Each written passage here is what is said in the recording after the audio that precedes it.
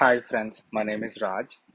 So ఈరోజు నా trading ప్రాఫిటబుల్గానే close అయింది. ఈరోజు బ్యాంక్ నిఫ్టీ ఎక్స్పైరీ కదా, సో ఓన్లీ బ్యాంక్ నిఫ్టీ చేసా, స్టాక్స్ ఏం చేయలేదు.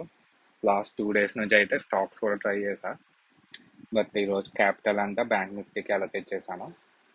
సో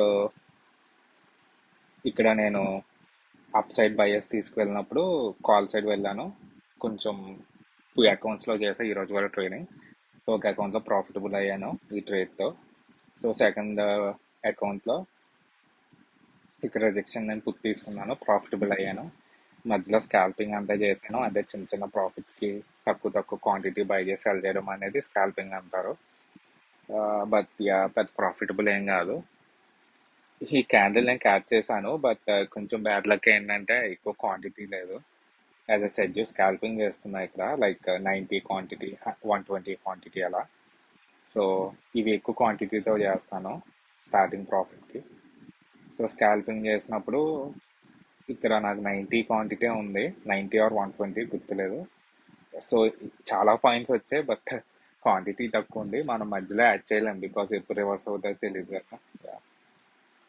సో ఇది కాల్ సైడ్ ఎక్స్పెక్ట్ చేశాను.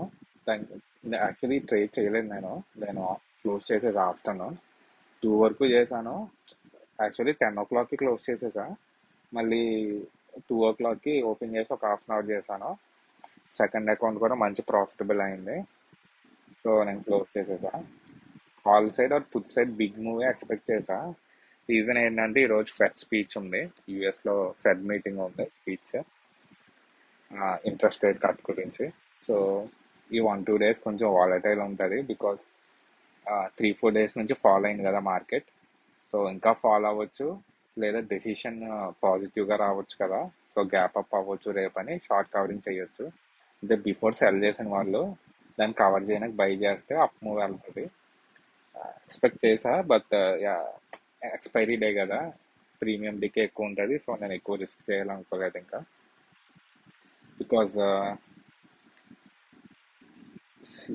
నా ప్రాఫిట్ 40,000 ఈ అకౌంట్లో, అండ్ వేరే అకౌంట్లో ఆల్మోస్ట్ 30,000, 70,000 ప్రాఫిట్ వచ్చింది. సో నాకు ఆబ్వియస్లీ రిస్క్ చేయడం అనవసరం అనిపించింది. ట్రేడ్ లాజిక్ గురించి వస్తే ఈరోజు అయితే ఎక్కువ పెద్దగా ఏం మూవ్ లేదు. సడన్ క్యాండిల్స్ చూడండి, సడన్గా ఒక క్యాండిల్లోనే డౌన్ సైడ్ వచ్చింది, మళ్ళీ ఒక క్యాండిల్లో డౌన్ సైడ్ వచ్చి రికవర్ అయింది. Last half an hour up side వెళ్ళింది. రిమైనింగ్ టైం పెద్ద మూమెంట్ ఏం లేదు. సో ఇక్కడ స్టార్ట్ అయింది ఈరోజు. సో చిన్న చిన్న స్కాల్పింగే చేసా ఎక్కువ. పెద్దగా సపోర్ట్ రెసిస్టెన్స్ కూడా ఏం లేదు, జస్ట్ సూపర్ రన్ బ్రేక్ చేయలేదు.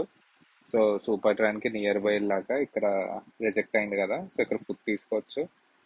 ఇక్కడ రిజెక్షన్ క్యాండిల్స్ వచ్చాయి కదా, ఇక్కడ పుట్ తీసుకోవచ్చు.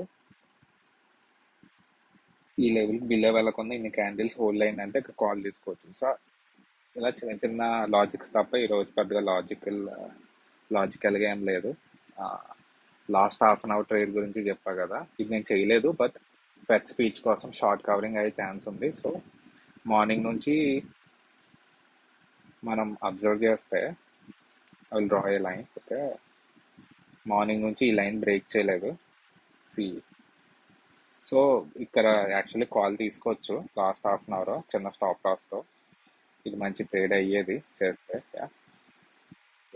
సో అది ఈరోజు నా ప్రాఫిట్ అండ్ లాస్ గురించి. అండ్ పెద్దగా లాజిక్ ఏం లేదు. నాకు తెలిసి రేపు గ్యాప్ అప్ ఓపెన్ అవుద్ది.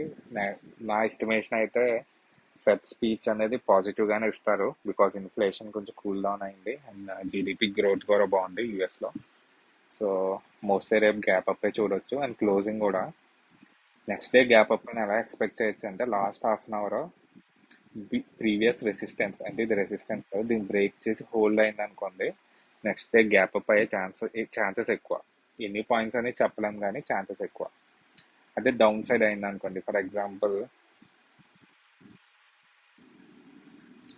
డౌన్ సైడ్ ఓపెన్ అయిన క్లోజ్ అయింది అనుకోండి లాస్ట్ హాఫ్ అన్ అవర్, నాకు ఎగ్జాంపుల్ ఏం కనిపించలేదు, మేబీ వేరే వీడియోలో ఎక్స్ప్లెయిన్ చేస్తాను. గ్యాప్ డౌన్ ఎక్స్పెక్ట్ చేయొచ్చు. Okay, if you all like this video please subscribe to my channel. Thank you.